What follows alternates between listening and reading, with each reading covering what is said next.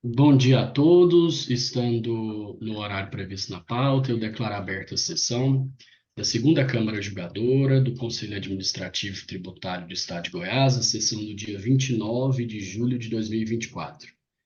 Eu cumprimento a todas e todos os presentes, inicio os cumprimentos com as conselheiras, conselheira Nislene, conselheira Virgínia, cumprimento também os conselheiros Nilson, Bruno, conselheiro Air, que está na sala de espera, cumprimento a secretária de Câmara, Chauane, cumprimento os representantes da sociedade, doutor Guilherme e doutor Carlos, que está na sala de espera, e cumprimento aos que eventualmente venham a nos assistir via YouTube. Nós temos hoje dois processos na pauta e um processo de retorno. Eu vou começar a fazer uma pequena inversão em razão de uma necessidade de agenda do Dr. Guilherme. Vou fazer uma inversão e chamar os processos da pauta inicialmente, deixando o processo de retorno para o final. Chama a julgamento, então, o processo que tem como relator o conselheiro Bruno, em substituição ao conselheiro Mir César. O processo é o número 4012-101-111-202, contendo recurso voluntário 1670 de 2024, em que é recorrente só Grãos Cereais Limitada, sendo o relator o conselheiro Bruno Napoli Carneiro e substituição ao conselheiro Emir César Guimarães Baioc.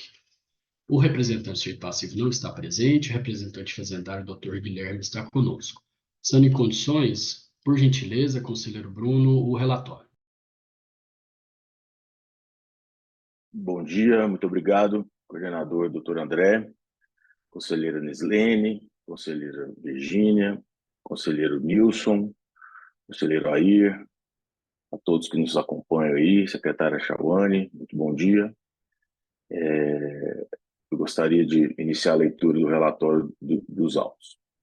Trata-se de recurso voluntário interposto por Sogrãos Cereais Limitada, da sentença 2360/2022 JUP, proferida em 2 de maio de 2022, na qual conheceu da impugnação apresentada, declarou procedente o lançamento dos termos de sua fundamentação e rejeitou o pedido de anulação do feito por insegurança na determinação da infração e por ausência de arrimo fático e legal, constante nas folhas 58 e 59.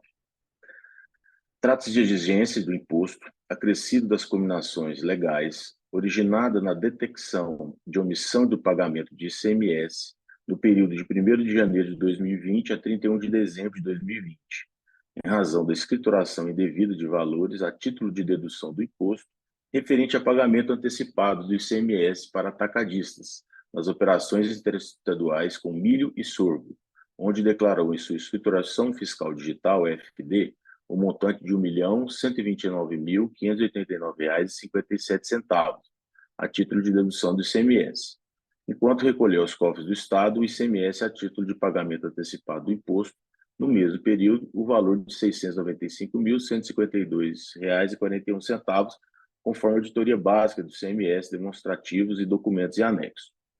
As infrações aplicadas foram fundamentadas no artigo 56, inciso 1, 63 e 64 da Lei 11.651 de 91, combinados do artigo 67 e 340, 5b do Decreto 454852 de 97 e N 598 de 2003 GSF. As penalidades foram o artigo 71, inciso 3c da Lei 11.651, com a redação da 17.900 da Lei, 17.917 de 2012.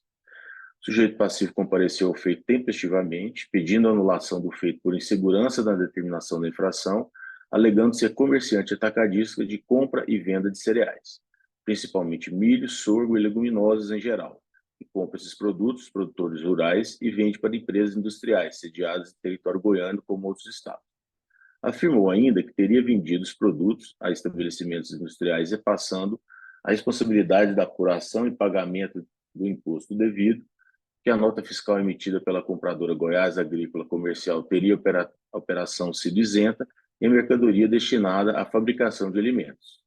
Questionou o suposto caráter confiscatório da multa e seu percentual, e que todos os tributos teriam sido devidamente quitados. Finalmente, alegou que as operações foram vendidas para a fábrica de ração animal, estando assim isenta de pagamento, do que se refere à venda de milho e sorgo. As folhas 5 a 25 foram juntados os valores a título de dedução do imposto na escrituração fiscal digital, EFD, e os demonstrativos de ajustes durante o período autuado.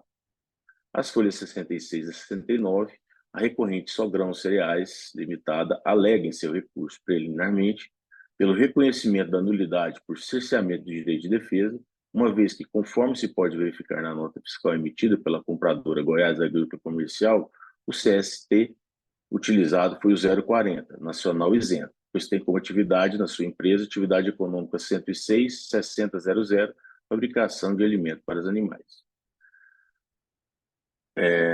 No item 2 do seu recurso, alega que os produtos foram vendidos para estabelecimentos, repete, né, a mesma argumentação, foram vendidos para estabelecimento industrial, sendo repassado por esse último a responsabilidade pela apuração e pagamento do imposto devido, por substituição tributada pelas operações anteriores, segundo o anexo 8º do SCTE, alegando que não há espaço para operação de fabricação de alimentos para animais. O nobre relator não se ateve, então ele alega que na sentença não se ateve a esses documentos, não procurando a verdade real que deve pautar na administração pública, caracterizando assim o cerceamento de defesa. Aduz pela busca da verdade material em contraste com a verdade formal e que no presente caso não foi realizado pelo fisco estadual revisional qualquer diligência ou apresentação de documento que comprove que a empresa compradora não exerce atividade de fabricação de ração, estando nos autos a nota fiscal da compradora emitida como mercadoria isenta de sementes. O sujeito passivo requer que seja acolhido o presente recurso voluntário para reformar a decisão cameral e considerar improcedente o lançamento, ou considerar nulo o lançamento e determinar o seu arquivamento. É o relatório, coordenador. Muito obrigado, conselheiro Bruno. Feito o relatório, passo a palavra ao representante fazendário, por gentileza, doutor Guilherme, sustentação oral da representação pelo prazo regimental. Bom dia, senhor coordenador. Em nome de quem eu cumprimento as demais conselheiras e conselheiras, membros dessa egrégia Câmara Julgadora. Meu bom dia também ao colega de representação, doutor Carlos, que se encontra aguardando seu processo, o qual, de antemão, eu agradeço a gentileza por aguardar. Também ao conselheiro Air Ganzaroli, a todos aqueles que aguardam seus processos e também à secretária Chauane. Senhor coordenador, eu vou buscar ser breve, até porque salvo melhor juízo, o processo em seu recurso voluntário, o que também ocorreu em primeira instância, na sua impugnação, a defesa do contribuinte traz uma situação ou uma defesa que ela, a nosso ver, é um pouco alheia aos fatos, à materialidade do presente lançamento. As folhas 5 dos autos tem-se uma planilha muito clara, onde o auditor especifica mês a mês exatamente as ocorrências que levaram ao lançamento e aonde ele coloca os valores que foram creditados na FD do contribuinte e os valores que foram pagos antecipadamente. E do cotejo, da comparação desses valores, que o auditor chega ao valor autuado de R$ 434.437,18. Nesse sentido, nos parece que é bem claro o auto, tanto é que nem mídia tem, mas porque o auditor fez incluir apenas essa planilha, demonstrando a diferença dos valores que deixou de ser pago a título de creditamento de valores a maior. Em sede de primeira instância, o contribuinte não logrou o êxito, né? Tanto é que a sentença 2.360 decidiu pela procedência do presente lançamento. Agora, em sede de recurso voluntário, a defesa do contribuinte alega uma suposta nulidade por cerceamento de defesa e cita algumas situações em que realmente fica impedido esse exercício do direito de defesa. Aí cita apreensão e retenção de documentos pela autoridade administrativa, documentos que ficaram em posse da autoridade administrativa, trancamento de estoque sem o devido acompanhamento e assinatura do contribuinte. Então, salvo o melhor juízo, ele traz situações que supostamente que poderiam configurar cerceamento de defesa, mas em situações outras, totalmente diferentes, que há materialidade do caso concreto. Nesse sentido, é, não nos resta, nesse momento, outro caminho, senão pedir pela procedência do lançamento, tal qual foi originalmente lavrado pela autoridade julgadora. Então, a representação fazendária, diante da defesa extremamente abstrata e sem tocar no ponto concreto, nos dificulta acrescentar algo mais nesse sentido se não pedir pela procedência do presente lançamento, senhor coordenador e demais conselheiros. Obrigado. Eu que agradeço, doutor Guilherme. Feita a sustentação oral pelo representante fazendário, eu questiono às conselheiras e aos conselheiros se há necessidade de conferência. Pois não, Bom conselheira dia, Mislene? senhor coordenador, bom dia, em nome de quem eu cumprimento os demais presentes. Eu só queria fazer um questionamento, se foi colocado até pelo conselheiro, um conselheiro relator, esse pedido sob... Na verdade, o sujeito passivo vem falando de uma diligência. Eu acho que talvez fosse interessante, né, conselheiro Bruno, não sei se você já fez essa, né, evidenciou aqui essa situação, de uma forma indireta, ele disse: no presente caso, não foi realizado pelo fisco qualquer diligência ou apresentação de documento que comprove que a empresa compradora não exerce atividade de fabricação de ração. Eu acho que talvez fosse interessante apreciarmos essa situação colocada nos autos como se fosse um pedido, né, de diligência. Uhum. Apesar de que Conselheira, ele falou realizado pelo fisco, né? Aí eu não uhum. sei se vocês concordam, Eu acho que poderia. se eu puder, assim, se isso puder ajudar, um dos itens do meu voto, eu incluí, né, a rejeição desse pedido de diligência Ah, realizado nesse ótimo, item do recurso, tá ótimo. explicando que, assim, eu não, a argumentação dele para que essa questão de verificar que a empresa compradora ela é produtora de razão animal, isso não vai alterar no resultado do julgamento, sabe? Tá. Então, até Então já porque está. já está no meu voto. Ah, não, Se tá isso ótimo, já então, suprir, conselheiro. se você já entender Desculpa. que isso Aham, tá, tá ótimo. pode ser? Então tá É bom. claro, resolve. Tá, joia.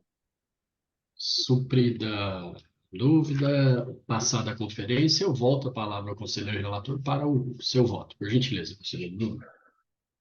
Obrigado, coordenador.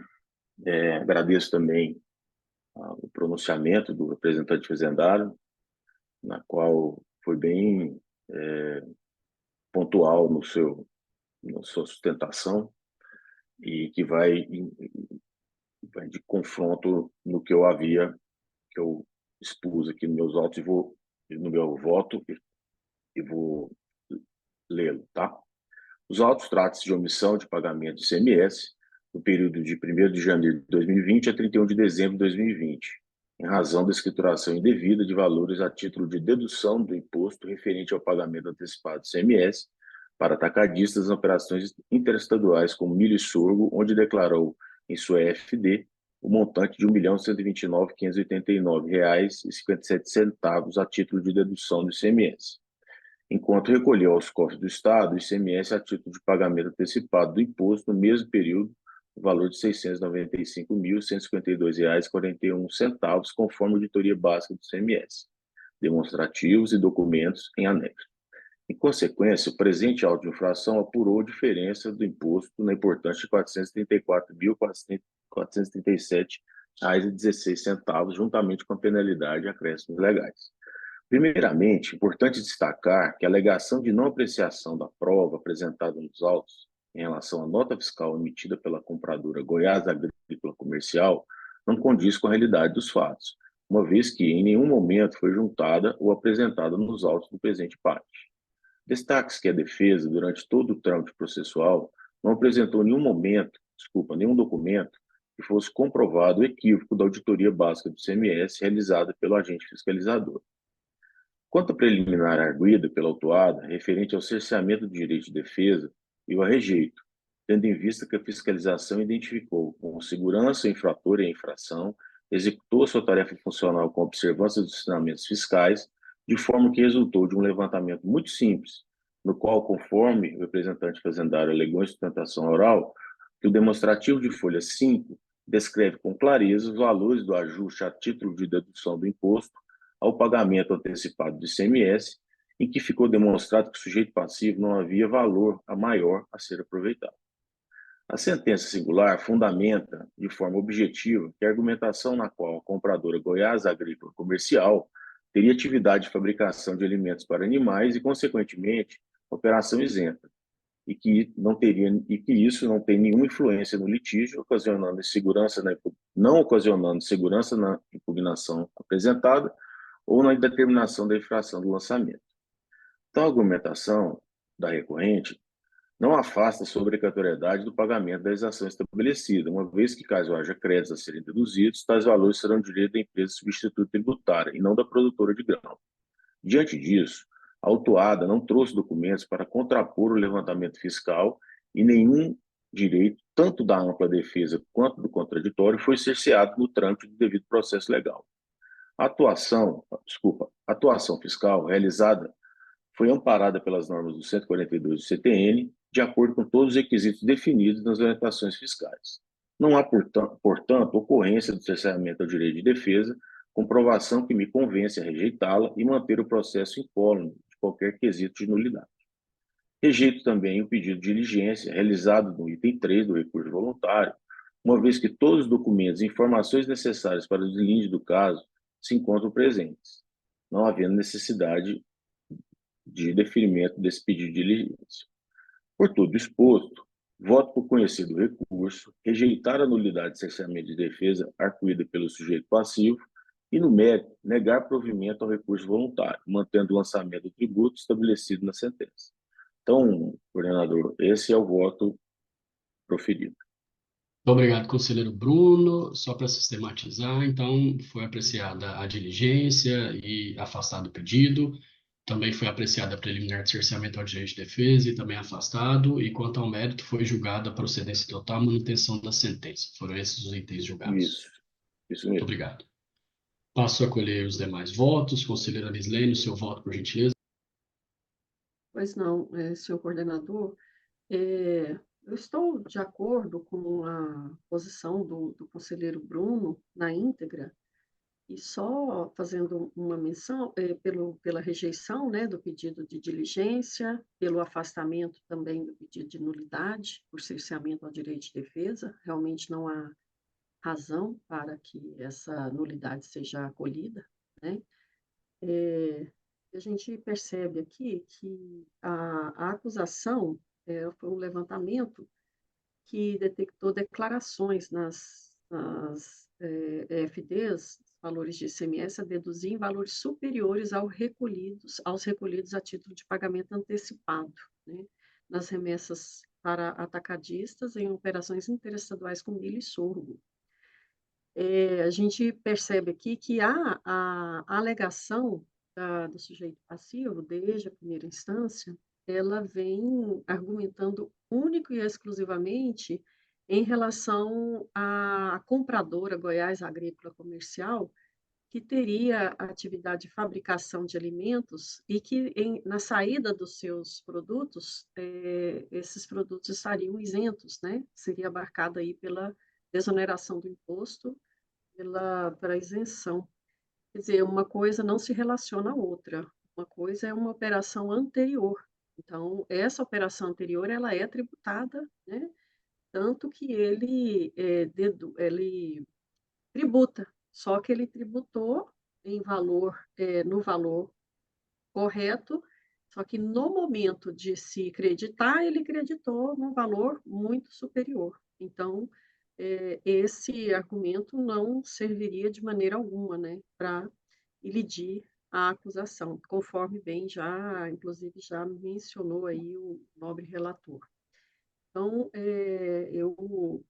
conforme já mencionei, eu me filio ao voto na íntegra do conselheiro Bruno e mantenho a decisão singular pela procedência do lançamento. Obrigado, conselheira Mislene. Conselheiro Nilson, seu voto, por gentileza. Pois não, senhor coordenador, bom dia. Na pessoa de quem eu cumprimento os demais presentes, especialmente o doutor Guilherme, o doutor Carlos, que encontra na sala, o doutor Ari, aí Ganzaroli e nossa secretária, bem como os demais que nos assistem pelo YouTube. Senhor coordenador, eu estou plenamente de acordo com o voto do relator. Obrigado, conselheiro Nilson. Conselheira Virgínia, seu voto, por gentileza.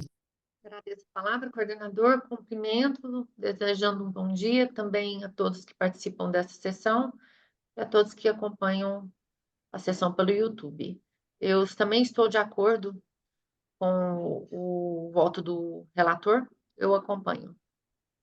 Obrigado, conselheira Virgínia. Colhidos os votos, então, por unanimidade, foi conhecido o recurso do sujeito passivo para negar o pedido de diligência, afastar a alegação preliminar de nulidade por cerceamento ao direito de defesa e, no mérito, negar provimento ao recurso para manter a sentença de integral procedência do auto de infração. Este é o resultado para o presente processo.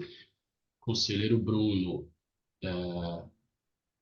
o senhor tinha esse processo conosco, mas permanece no assento do conselheiro Emir César, não é isso? Isso mesmo. Excelente. Então, eu vou chamar agora o item 2 da pauta, também da representação do Dr. Guilherme, é o processo 4012-200-576-416, contendo recurso voluntário 1671 de 2024, em que é recorrente TDC Distribuidora de Combustíveis S.A. e os solidários Alberto Pérez Machado, Marcos Roberto dos Santos Coelho e Liu Qiang, sendo relatora a conselheira Virgínia Pereira de Menezes Santos. Representante sujeito passivo não está presente. Representante fazendário, Dr. Guilherme. Conselheira Virgínia, por gentileza, se tiver condições, o relatório. Agradeço mais uma vez, senhor coordenador. Eu vou pedir licença aos colegas, não vou fazer o relatório deste processo, mas não que nesse processo houve um parcelamento total do crédito tributário, então, no caso aqui, seria o encaminhamento, né, saída por despacho, em razão do parcelamento, confissão irretratável da dívida. Muito obrigado, conselheira. Tendo havido a identificação do parcelamento, eu passo a palavra à representação fazendária para manifestação sobre, por gentileza, doutor Guilherme. Senhor coordenador, demais conselheiros, a representação fazendária concorda com o encaminhamento, tendo em vista aí a ocorrência do parcelamento. Obrigado. Eu que agradeço. Tendo sido identificado o parcelamento, esse processo sai com o despacho da coordenação em razão da confissão irretratável. É o resultado para o presente processo. Doutor Guilherme, muito obrigado. Eram os processos que tinha conosco hoje. Um bom dia de trabalho e até a próxima sessão. Eu que agradeço, senhor coordenador. Obrigado. Mais uma vez agradeço por meus processos terem ido primeiramente. Desejo aí um bom restante de sessão e um bom início de semana para todos. E peço licença para me retirar. Obrigado. Muito obrigado, doutor Guilherme. Doutor Bruno também participou dos dois processos. Agora o conselheiro Air toma assento na cadeira 4. Eu agradeço a presença. Até a próxima sessão, conselheiro Bruno. Muito obrigado a todos. Até amanhã.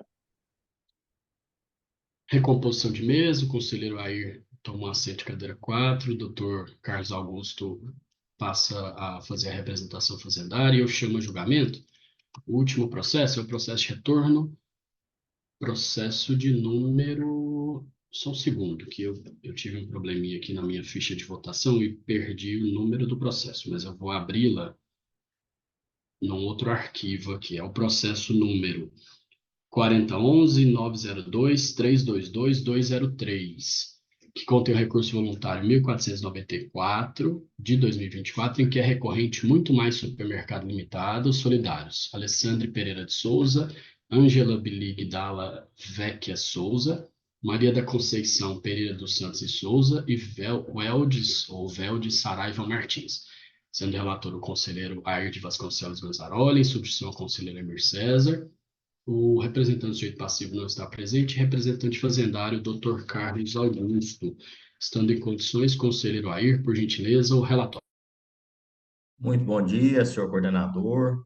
Bom dia, conselheira Nislene, conselheiro Nilson, conselheira Virgínia, ao representante fazendário, doutor Carlos, nossa secretária de Câmara, Chauane, e todos que estão nos acompanhando pelo YouTube. Senhor coordenador, eu vou me abster em fazer o relatório, pois há um indicativo de uma proposta de resolução pela conselheira revisora deste processo, conselheira Nislene. Gostaria de estar passando a palavra a ela, por gentileza. Conselheira Lislene. Pois não, obrigada pela palavra, senhor coordenador. Bom, eu pretendo fazer uma proposta de diligência, uma resolução para a intimação dos sujeitos passivos arrolados, né, no presente auto de infração, até em função de um memorial que foi acostado pela Fazenda Pública na data de 26/7, recente, né, foi na sexta-feira, e esse memorial, eu acho que, neste caso, ele teria que dar conhecimento aos sujeitos passivos, né, que estão arrolados ali. Eu vou fazer a leitura de alguns pontos, só para melhor entendimento da minha proposta. É a acusação de que o contribuinte, não, nesse caso aqui, só um minutinho, por favor.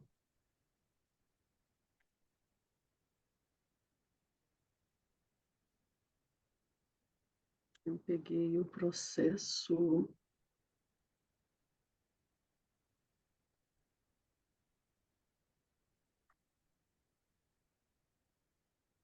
É que tem outro processo e eu estou me confundindo aqui com esse aqui. Só um momento, por favor.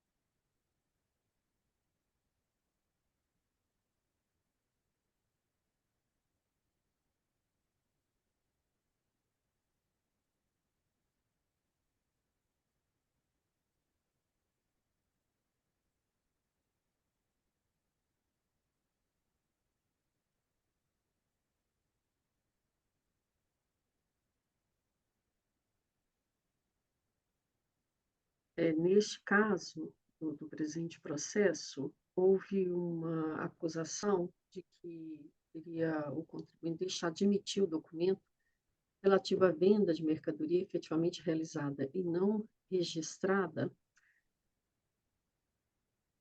no período de 1/8/18 a 31/7 de 19, né?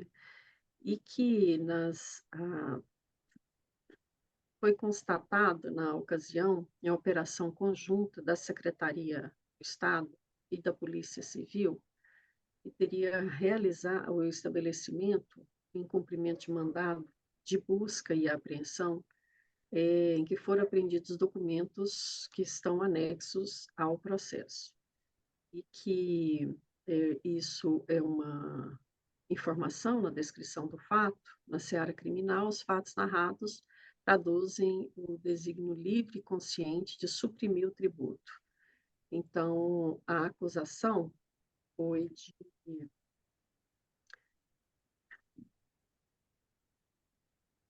relativa aí nós verificamos o enquadramento dispositivos da Lei 8.137, que tratam de crimes contra a ordem tributária, né? ou dando os fatos, no caso, aos dispositivos 135.2 e 3 do CTN, que foi o que o memorial trouxe aos autos, para justificar o reenquadramento, a readequação do enquadramento dos solidários, né, do arrolamento dos solidários, que foram arrolados pelo artigo 45, inciso 13 do CTE, cujo, cujo julgamento, já houve julgamento de uma declaração de inconstitucionalidade do presente inciso, né, do 45. Então, nesse caso, a Fazenda vem se manifestar para solicitar, no caso, a manutenção desses solidários, que são Alessandre Pereira de Souza, Maria da Conceição Pereira, Weldes Saraiva Martins e Ângela Bilig Dalla Vecchia Souza, manutenção, só que com fundamento, no caso, nos artigos 124, 135, 2 e 3 do CTN. Né? Então, é nesse sentido que a gente faz um encaminhamento, a nossa proposta de encaminhamento, para que os sujeitos passivos, então, tomem conhecimento e, se for o caso, se manifestem quanto a essa readequação solicitada aí pela Fazenda Pública. E também é de nossa intenção, no momento do retorno dos autos, né, se for o caso, dependendo do julgamento do processo, é a nossa intenção mantê-los no polo passivo. Então, nesse sentido, há de se dar conhecimento a esses solidários que foram arrolados inicialmente em um dispositivo que foi declarado inconstitucional, para essa reclassificação da conduta, né, apontada nos autos, e o redirecionamento aí para os dispositivos previstos nos artigos do CTN, já citados. Então, é essa a minha proposta, senhor coordenador. Pois não feita a proposta de conversão do feito em diligência, eu passo a palavra ao representante fazendário, Dr. Carlos Augusto, para manifestação do prazo regimental. Por gentileza. Obrigado, doutor André. Bom dia ao coordenador, bom dia aos conselheiros Nilson e Air, bom dia às conselheiras Nislene e Virgínia, também ao conselheiro Bruno, que está na sala, e também a secretária Chauane. A questão deste memorial, em que pese que a Fazenda Pública não está mais apresentando memoriais para o 4512, já apresentou vários, né, mas entende que não seria mais necessário. Este caso aqui é uma exceção, e por isso que eu apresentei o memorial. Ele não é o 4512, é o 4513.